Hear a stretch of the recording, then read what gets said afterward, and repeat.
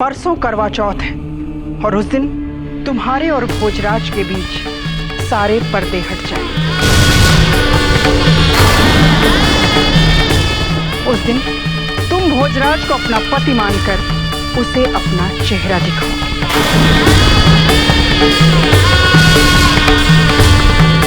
यदि इस महल में रहना है तो इस महल की सारी परंपराएं मानिए। और हाँ, भोजराज की आदर्श पत्नी बनकर रहना होगा, समझी?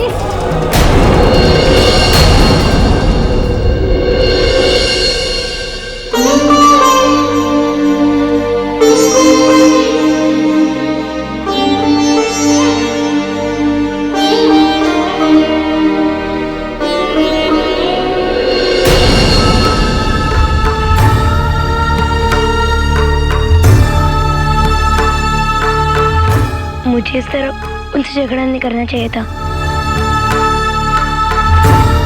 न मैं उनसे रुकती और न ही उन्हें इस तरह बाबू साहब के साथ मुझसे दूर भेज देती। मीरा, तुम चिंता मत करो, सब ठीक हो जाएगा। पर कैसे? मेरे कृष्ण के साथ होते हुए मैं अपने घूंघट आपके सामने कैसे उठा सकती हूँ? तुम्हें मेरे सामने अपना घूंघट उठाने की कोई जरूरत नहीं। पर सासू सा, उनकी चिंता तुम मत करो। करवा चौथ से पहले ही मैं महल से बाहर चला जाऊंगा और 2 दिन बाद लौट आऊंगा। ना मैं रहूंगा, ना ही तुम्हें मेरे लिए अपना व्रत रखना पड़ेगा। तुम अपने कृष्ण के लिए खुश होकर व्रत रख सकती हो और सारी रस्मों के साथ।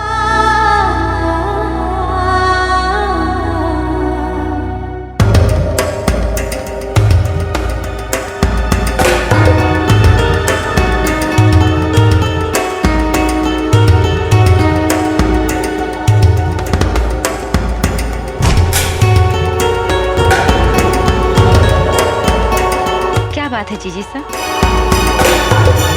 चेहरे से इतनी खुशी क्यों छलक रही है? अच्छा हुआ जो मैंने रतन सा को बुलाया। अब मूर्ति तो गई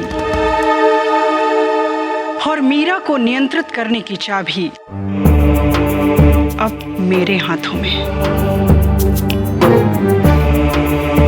आज मैं मीरा के पोष उड़ाकर आ रही। मतलब?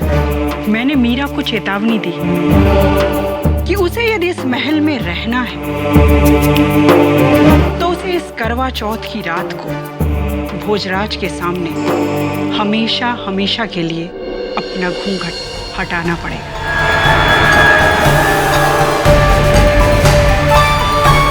आप मीरा को वैसे कई चेतावनी दे चुकी हैं। कल मेहंदी की रस्म के साथ साथ करवा चौथ की सारी रस्में शुरू हो रही हैं। अब देखते हैं क्या वो सारी रस्मों को निभाती है या नहीं।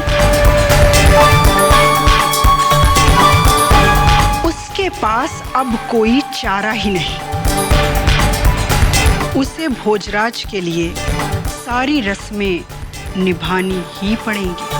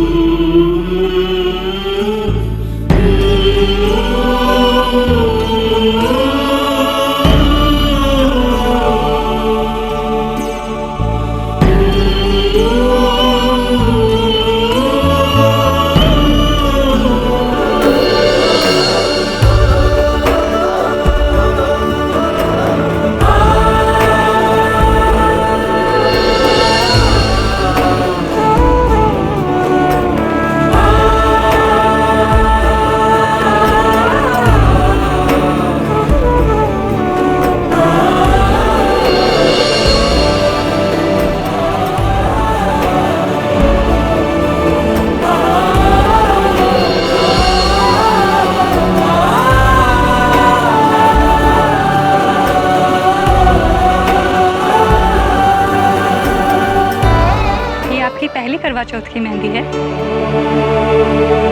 आपको पता है ना कि कल के दिन अपने पति से लड़ना झगड़ना नहीं होता।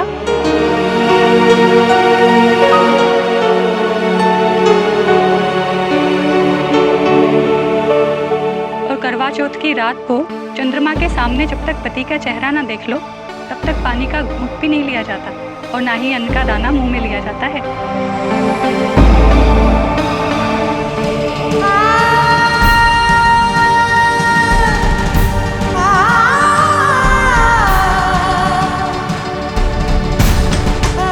ये लीजिए, हो गई आपकी मेहंदी। बस अब इसे अच्छे से सूखने दीजिएगा। बड़ी ही प्यारी लग रही है।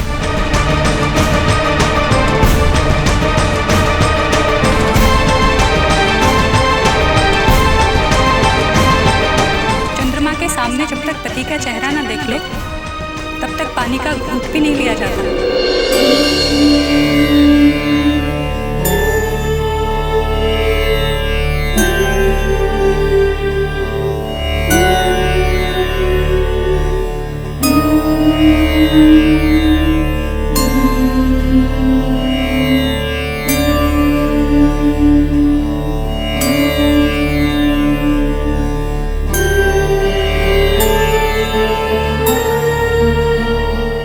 कर लिया है, मैं अपना व्रत तब तक नहीं तोड़ूंगी जब तक उनका चेहरा नहीं देख लेती। अब चाहे जो कुछ भी हो जाए, कल रात उन्हें मुझे दर्शन देने ही पड़ेंगे। पर मीरा वो नहीं कुंवर से मुझे और कुछ नहीं सुनना। कल रात मेरे गोपाल को मुझे अपना चेहरा दिखाना ही होगा और जब तक वो मेरे सामने नहीं आएंगे मैं एक घुट पानी भी नहीं पीऊंगी। अपने कृष्ण पर भरोसा रखो, वो सब ठीक कर देंगे।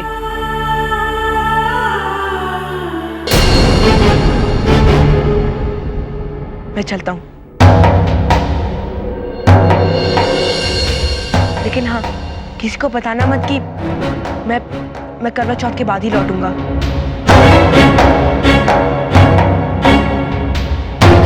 अपना ख्याल रखना मीरा।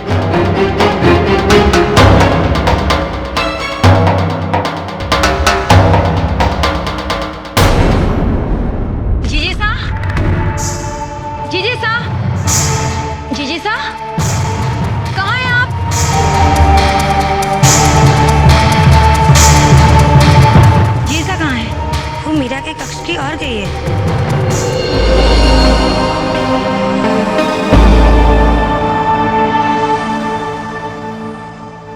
ये लो, शगुन है। ये हर सास अपनी बहू को करवा चौथ के दिन ये शगुन देती है। बदनसीबी से तुम मेरी बहू हो, इसलिए इसे लाना पड़ा।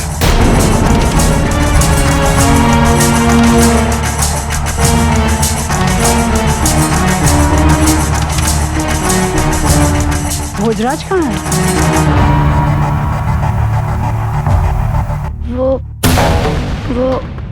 वो क्या लगा रखा है? जल्दी बताओ। वैसे भी मेरा बेटा मुझे कुछ बताता कहाँ है? वो शिकार करने गए हैं, शाम तक वापस आ जाएंगे। झूठ क्यों बोल रही हो मीरा? बता क्यों नहीं देती कि करवा चौथ के पहले वो लौटेंगे नहीं?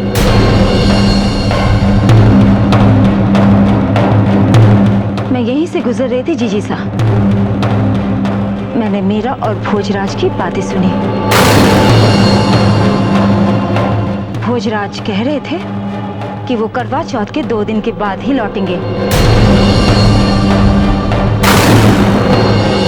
अपने चिकनी चुपड़ी बातों में उलझाकर इसने भोजराज को मना लिया है ताकि इसे अपना घूंघट नहीं उठाना पड़े, है ना? अच्छा, तो ये है तुम्हारी नई चाल। इतना समझ ले लड़की कि मैं तुम्हें इतनी आसानी से छोड़ने वाली नहीं।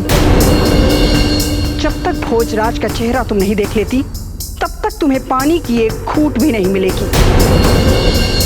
अब चाहे भोजराज 2 दिन में आए या 2 साल में।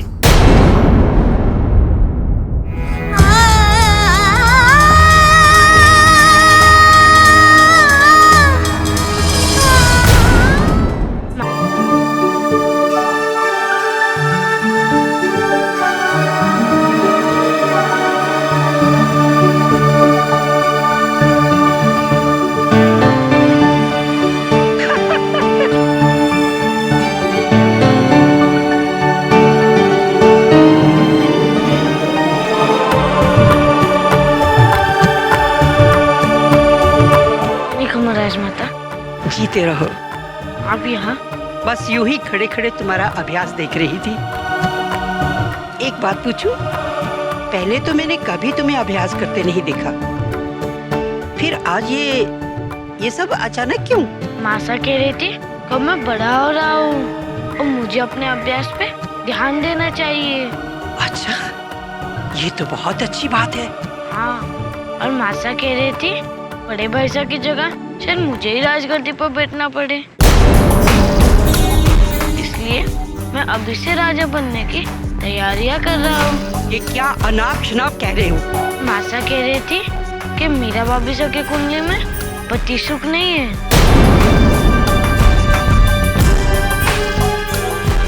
कहाँ है तुम्हारी माँ? पता नहीं। वैसे दादी साहब, पति सुख नहीं है इसका क्या मतलब होता है? कुछ नहीं, ये सब बेकार की बातें हैं। और एक बात ध्यान से सुनो, ये बात कभी किसी और से मत कहना।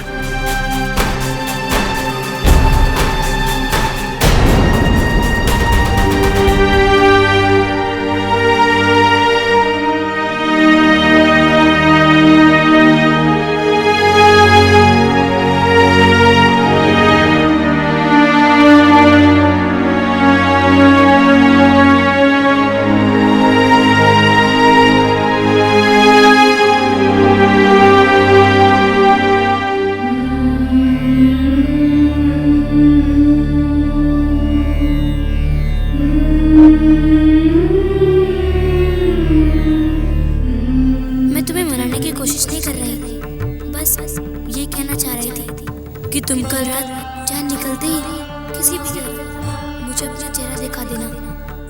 बस एक बार मुझे अपने दर्शन दे देना।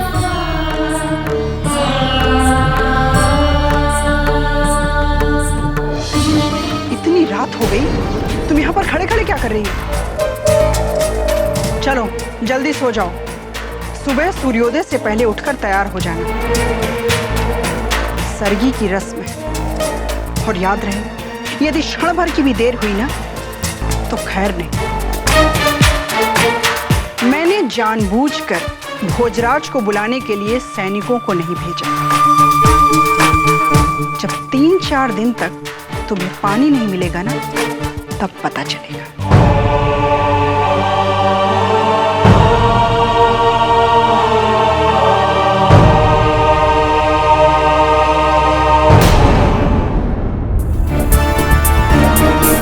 मासा कह रही थी कि मीरा भाभी साहब की कुंडली में पति सुख नहीं है।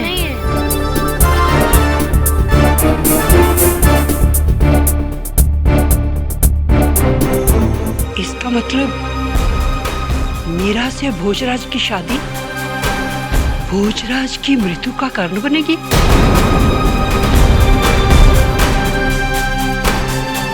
नहीं, ये नहीं हो सकता, नहीं हो सकता। घड़ी का मामा से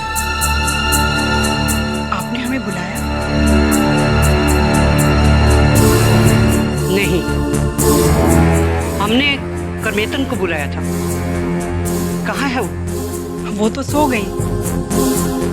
मुझसे कहें, कोई खास काम था?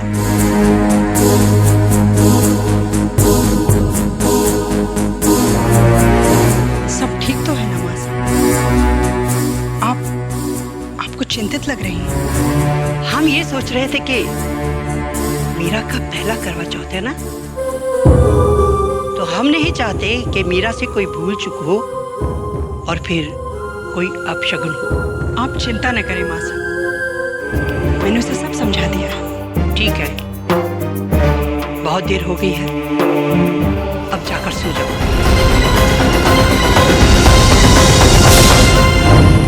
चिंता कैसे ना करूं बहू, अगर मीरा की कुंडली वाली बात सच निकली तो अनर्थ हो जाएगा।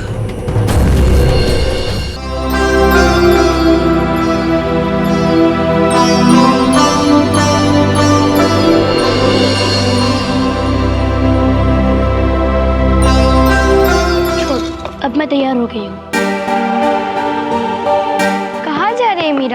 तुम्हारा श्रृंगार अभी ठीक से नहीं हुआ है, सासू से तुम्हें गुस्सा करेगी। मैं बस थोड़ी देर के लिए सोना चाहती हूँ। नहीं मीरा, तुम थोड़ी देर सोने देना नहीं था। मीरा, मीरा,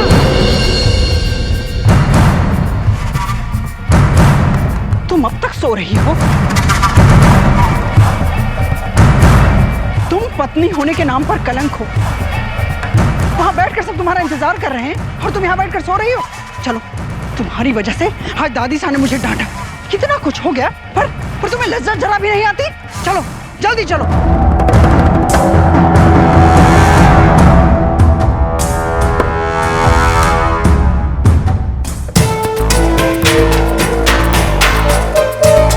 आपकी बहू को श्रृंगार करने की भी समझ नहीं क्या? बोल्डी अपनी जगह से हिली हुई है, सिंदूर भी नहीं लगाया हुआ। करवा चौथ के दिन ये आप शगुन। मासा वो जल्दी में तैयार हुई इसलिए।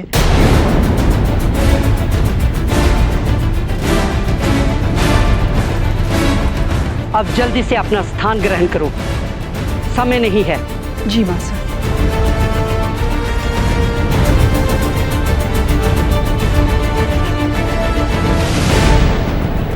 अब नई बहू के हाथ से सबको खीर परोसी जाएगी।